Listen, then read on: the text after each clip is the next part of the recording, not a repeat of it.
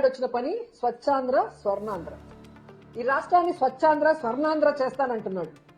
స్వచ్ఛాంధ్ర స్వర్ణాంధ్ర కాదు, అప్పులాంధ్ర, అరాచకపు ఆంధ్ర, అవినీతి ఆంధ్ర, అలాగే అబద్దాల ఆంధ్రగా మార్చేశాడు. కానీ ఎక్కడా కూడా స్వచ్ఛాంధ్ర గాని స్వర్ణాంధ్ర చేసే దిశగా ఆయన ఈ రోజు వరకు కూడా పని చేయలేదు. అండ్ ముఖ్యంగా నగిరిలో వీళ్ళు ఒక కార్యక్రమం పెట్టారు. చంద్రబాబు నాయుడు 4 సార్లు ముఖ్యమంత్రి అయ్యాడు, కానీ ఈ 4 సార్లు ఆయన ముఖ్యమంత్రిగా ఉన్నప్పుడు ఒక్కటి కూడా చెప్పుకోవడానికి ఏ పని చేయలేదు.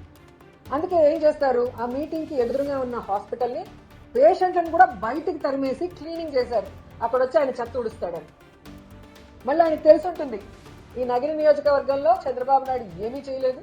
వాళ్ళు ఎక్కడైతే కార్యక్రమం పెట్టారో 100 బెడ్ హాస్పిటల్, అది రాజశేఖర రెడ్డి గారి హయాంలో పునాది వేసుకుంది. జగన్మోహన్ రెడ్డి గారి హయాంలోనే డయాలసిస్ సెంటర్ తో పాటు అన్ని ఫెసిలిటీస్ ని కూడా ఆ హాస్పిటల్కి ఇవ్వటం జరిగింది.